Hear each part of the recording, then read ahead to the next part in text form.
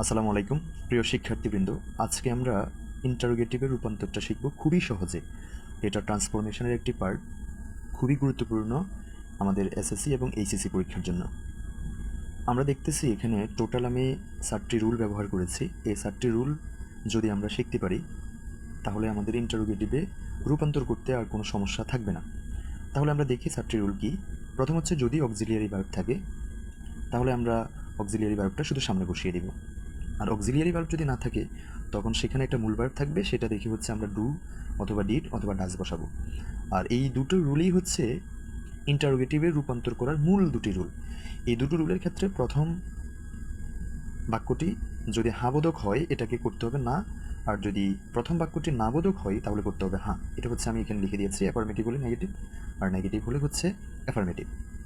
তাহলে দেখুন এখানে এক্সাম্পল কী বলেছে, যে হি ইজ ওয়ার্কিং দেয়ার।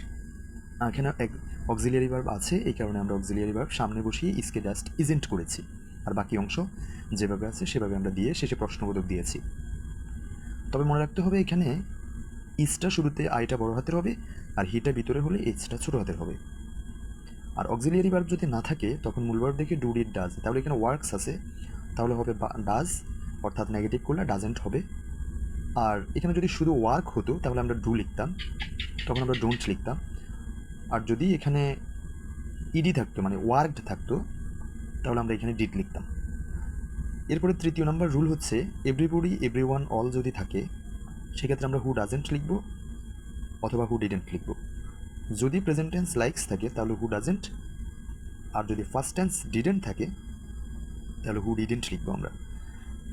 যদি এখানে ইডি থাকে লাইকড থাকে তাহলে আমরা হু ডিডেন্ট লিখব। যেমন এভরিবডি লাইকস ইট তাহলে আমরা লিখব who didn't, who doesn't like it. আর যদি এখানে থাকতো এভরিবডি লাইকড ইট তাহলে আমরা লিখতাম হু ডিডেন্ট লাইক ইট।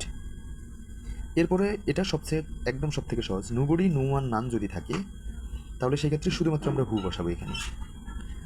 যেমন নোবডি হেটস ইট, তাহলে নোবডির পরিবর্তে শুধুমাত্র আমরা হু লিখলেই এখানে আমাদের হয়ে যাবে। অর্থাৎ হু হেটস ইট নোবডির পরিবর্তে হু লিখলেই হবে, বাকিটা যেভাবে আছে সেভাবে থাকবে।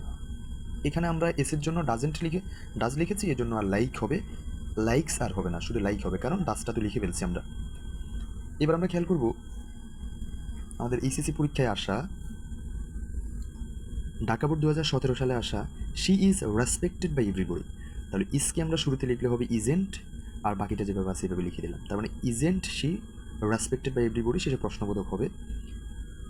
আর ইসকে কেন ইজেন্ট করলাম, কারণ বাক্যটা হাবোধক আছে, এটা আমরা করতে হবে নাবোধক, সংক্ষেপে করতে হবে isn't.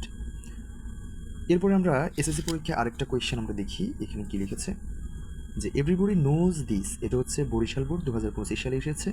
Who doesn't know this আমরা লিখবো কেন, কারণ এভরিবডি থাকলে হু ডাজেন্ট অথবা হু ডিডেন্ট, তাহলে এখানে নোজ এস আছে বিদায় আমরা এখানে ডাজেন্ট লিখবো। তাহলে পরবর্তীতে শুধু নোই লিখবো, নোয়ের সাথে এস আর দিব না এখানে।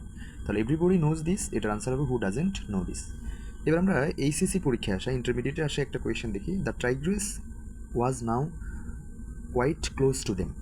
তাহলে এখানে দেখেন অক্সিলিয়ারি ভার্ব আছে নাও, ওয়াজকে যদি আমরা নেগেটিভ করি ওয়াজেন্ট হবে কেন, কারণ এই বাক্যটা হাবোধক, এটাকে নেগেটিভ করতে হবে wasn't the tigress now quite close to them লিখে শেষে প্রশ্নবোধক। এই ছিল আজকে আমাদের পড়া, এটা স্ক্রিনশট দিয়ে ভালো করে পড়ে নিতে পারেন অথবা একাধিকবার ভিডিওটা দেখে নিতে পারেন। সবাই ভালো থাকবেন, আসসালামু আলাইকুম।